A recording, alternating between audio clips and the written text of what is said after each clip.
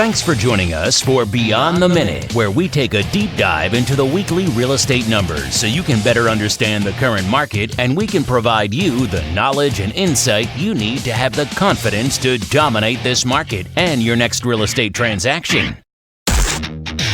Welcome to the Monday Morning Market Minute. Single family inventory from South San Francisco to Redwood City right now is 216. That's way up from 162 of last week. We had 68 homes come on the market. That's the largest amount of single family homes coming on the market in 1 week in 2019. And we only had 17 homes go into contract. So after post-Labor Day, we have a huge number of 68 homes come on the market. Before Labor Day, we were thinking to ourselves, where's all the inventory? There it is right there. With inventory as low as it was before Labor Day is why we probably only had 17 single-family home sales. So low sales, huge number in new inventory. You get the big number 216 over the 162 of last week. Condominiums right now, 74 condominiums on the market. That's actually down from 75 of last week. We had 21 condominiums come on the market and only 7 condominiums going to contract. That's a low number. So total from South San Francisco to Redwood City, single family homes and condominiums inventory is 290. And now, your hosts, with over 60 years of local Bay Area experience and hundreds of millions of dollars of closed real estate transactions, Timothy and Dan Gilmartin. Hello, this is Dan Gilmartin, sitting down with the president of the Gilmartin Group, my brother, Timothy D. Gilmartin, and welcome to episode 30 for Beyond the Minute, where Tim and myself continue to dive deep and unpack the Monday Morning Market Minute. Good morning, Tim. Good morning, Dan. How are you today? Very good. Thank you for asking. So summer is over and Labor Day is over. So now we're setting up the last quarter and starting to feel out how 2020 is going to start, which tends to lead to the tempo of the first half of the year, meaning 2020. Well, we've already almost covered a whole year in that one statement now going forward. Beautiful. Leading up to Labor Day, inventory was up year over year, but still very low in the macro picture for the market that we were tracking. Then, as predicted, we had a surge of inventory post-Labor Day combined with low number of sales, basically because inventory was low. Leads us to a total inventory of 290, which is still under the 313 peak number for 2019. And in the last couple of weeks, we had 54 single-family homes go into contract, which is a positive number for being in the middle of the holiday week. Plus, adding to a healthy market, when you look at that 54 number, there were 70 single-family homes that closed escrow, which again is a great number for a late summer sales perspective. I guess you can say the market wasn't totally on vacation. The average days on market for those 70 single-family homes that sold was very high for our market at 33 days, with a list price sales price ratio of basically 100%, which is good, but not quite used to the 103 to 107% that we've been experiencing. But those numbers also have a lot of price reductions baked into it, meaning the relationship between the original list price versus the adjusted list price, because we did have 26 price reductions in the last couple of weeks. Tim, after hearing all this information, what are your thoughts on the market? Boy, I was having an explosive amount of thoughts actually while you were saying that, and mostly because I know the information for the last 8 or 9 years, the last 20 years for that matter, that we've been tracking this information together for that matter. And what I find interesting when I listen to the conglomeration of those numbers are several things. Number one, the summer, like usual, because there's more properties for sale, more sell, but they take longer to sell because there's more properties for sale, right? The supply and demand dynamics of what they are, and the sale price to list price ratio goes down when the supply is up. So we know that June 15th to June 30th is our annual high for the marketplace on a 8 out of 10 year basis. So June 15th, there's the most for sale, so we're going to sell a bunch. But since the same amount of buyers are really out there, it just takes a little longer for them to sell, and they negotiate deals that are closer to the ask price than over the ask price, right? What really means the average means some sold for over and some sold for under versus everything sold for over. What else was I thinking about? And I'm sorry to take a bit of time, but we haven't had this conversation in a couple weeks. Putting those numbers together and just thinking about the trend over trend over trend over trend. And if you go back for the last, let's say 4 or 5 years, since 2015, for instance, every Labor Day, if you look at the inventory before Labor Day, the number was higher each Labor Day following. And 16 was higher than 15, 17 was higher than 16, 18 is higher than 17, 19 was higher than 18. And you know what we always watch, it's been the same ever since, and if folks haven't been paying attention, we look for the peak of the market to be June 15th to June 30th in inventory, and then what I watch for is what happens after Labor Day. Last year, do you remember what happened after Labor Day? We went into Labor Day, and my recollection was total 189, and came out of Labor Day total 223 for like a 15 to 20% increase in inventory. This year, if I'm not mistaken, we went into Labor Day.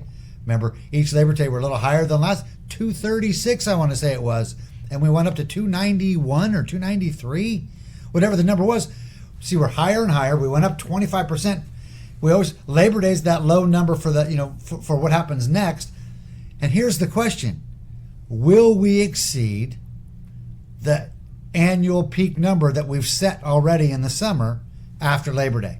And if you recall, just to make a real example, last year we did exceed the June-July peak in October, which is after Labor Day. And what happened?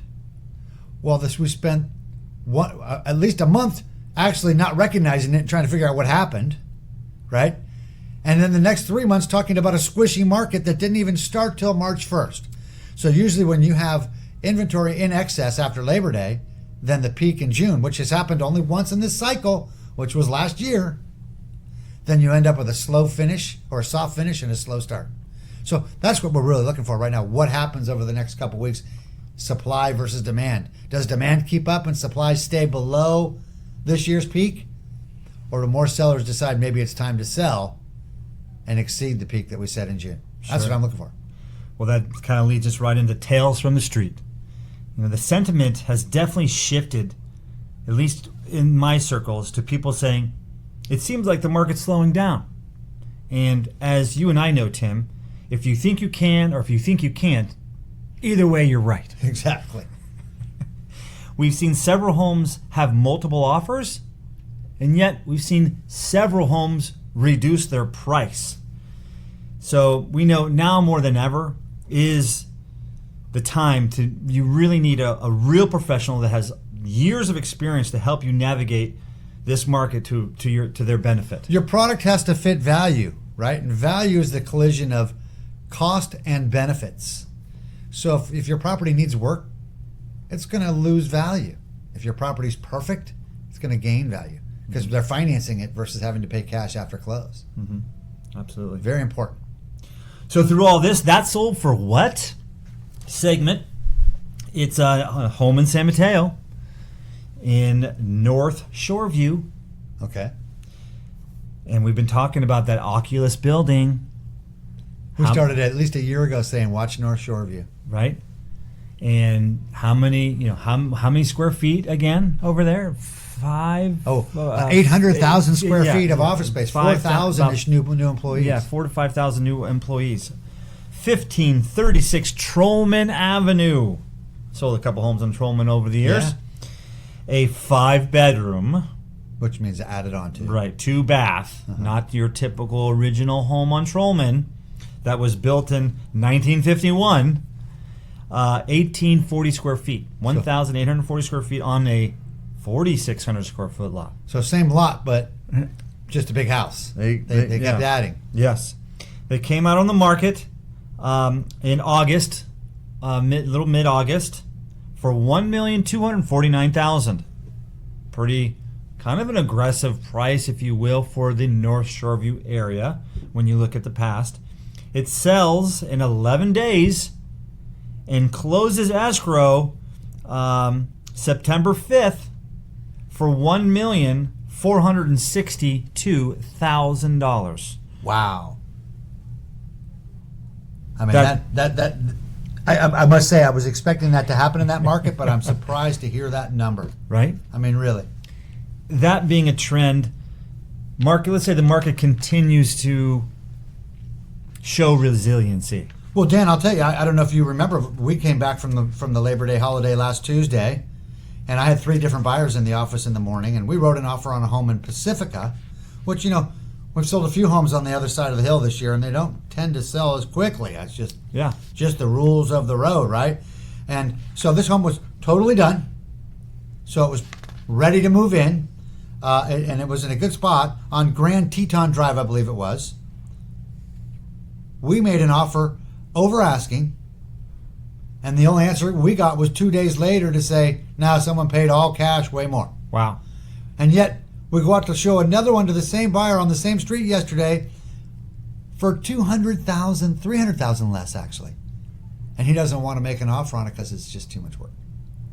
See, so there's, to that point, getting your home prepared to go on the market is huge. If you need to bring your home up to what we call selling standard, that's a big number. I mean, that's a number that you know. Well, this person here probably could spend $100,000. I know that sounds like a lot of money, and make $300,000.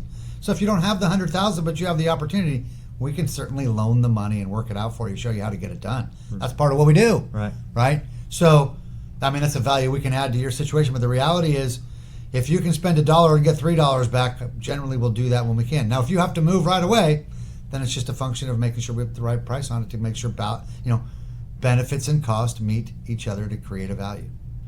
And concerning Trollman Avenue, there's a ton of opportunity in Shoreview. North, south, this one being in North Shoreview. Opportunities for buyers who want to buy and live in the home. Right now, market continues to stay relatively healthy. There's investment opportunity. Well, you want to talk about investment property, Dan. I have a client who needs to make an investment, and we're looking for a property between $3 and $4 million. And I went and cherry picked the marketplace. Seemed like a whole bunch of them, 12 of them. Everyone is sold. Wow. 1 week. Wow. Because that price, that's surprising for me to hear. I'm glad you said that, because that price range and higher has definitely felt some sluggishness. So now I wasn't looking at single-family residences. I was looking at multi-unit buildings. Oh, that's a different story. These cherry-picked multi-unit buildings up and down the peninsula of San Francisco, all just the best ones out there, and every one of them has sold within a week. So absolutely. The real estate market is on the move. Amazing. Hey, guess what? Interest rate, they might go down again. Didn't I say they were going up? And didn't I actually tell you that I've been wrong so many times that you should just go the opposite direction on that until I'm proven right? I mean, they're talking about it. Yeah, I know.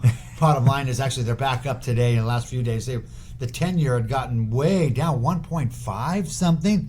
By the way, just so you know, I think it was the loan number was in 2016 at 1.27. So we didn't quite get down to there.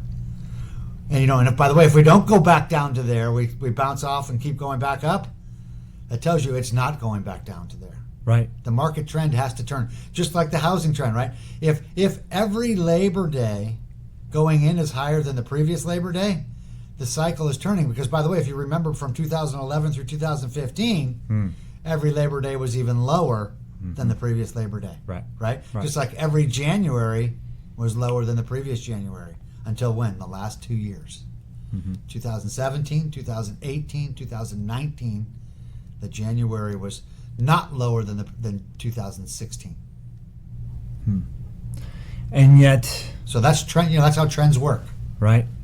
Jobs are good. Interest rates are great. And prices are double. Yeah. Prices are double in this cycle. I was showing this to a young intern I had the other day in here, and we were looking at the peak price, 2007 price, and today's price for a home. I had him doing a market analysis on just to learn how it was working, and he pulled up a graph, and we went over it. And you look at the graph, that house valuation based on the same. So in other words, a specific house, 100% difference in valuation between 2007 and today. And by the way, it did drop from the peak at that time by about 30%. And everybody always thinks it only ever dropped 10 or 15, but it really did drop as much as, well, in San Bruno, 100%, 50%. Yeah. So That's a big number that we're not always used to. yeah, but that's got a new base set to it now. I think we have a whole new base set in the marketplace. It won't be like last time when this market shifts. Probably my expectation, quite frankly, is that I was thinking about this earlier today, thinking that the economic shift in the marketplace is fairly light, quite frankly, at least in the foreseeable future. Not so we get into what we call squishy, which would actually be considered a normal market where Right. there's actually more sellers than buyers on a daily, weekly, monthly basis. And prices aren't jumping every day because, prices going up every day, Dan, Doesn't. it's not a normal thing. Yeah. Right? I mean, holding steady and, a few percentage points over a year, on most years is more normal than 100% in 10 years going down 30% along the way. Right. Well, as usual, the stock market continues to be very volatile, but as of this recording, it's up. I'm looking Near at peak, near highs forever. Right. Yeah, absolutely. Are you getting any other questions? Different Well, questions that we haven't. I think everybody wants kind of, I quite frankly think there's some fatigue to the belief that that good times could continue rolling on. Right. And of course you have parties that would like for us to stop having good times because then things will change for them. Well, Tim, like we said, if you think you can or if you think you can't, either way, you're right. Correcto. So let's all be cognizant of what we're saying to ourselves and what's going on. We're going to continue to talk ourselves into a different marketplace when reality is jobs are here. We're talking our micro market. Right. Jobs are great. Interest rates are good. The economy is doing good. Let's be careful of what comes out of our mouth. There's an infinite amount of things that can come out of our mouth. Well, real estate's a minimum 10-year conversation. If you want to look at things for the next 10 years and look at the last 10 years, if you'd have just bought at the peak last time, which you weren't supposed to have done, your price has doubled. So that's good news for you. And if you only put 20% down, that means your investment's like, 10 times what you put down. So congratulations to you on that one as well. Maybe 5 times. I can't, whatever that number would be. I think it's 5 times. But regardless, moreover, it's the interest rate you can lock in for the 10 years. And I should be careful, but I'm going to tell you, I just can't believe that they'll be any lower over the next 10 years than they are today. Okay, so circle back. We really did touch on this, but it's what are we looking for as we move forward in regards to where this market is going? So let's just recap that one more time. Dan, there's demand coming at us every way, shape, and form from all of the big companies around here who are building like 800,000 square feet for the Oculus division, and that's what's going on. So there are people coming to our neighborhood already that won't be stopped, that are going to maintain our marketplace. Does that mean they're going to pay 10% more next year and 10?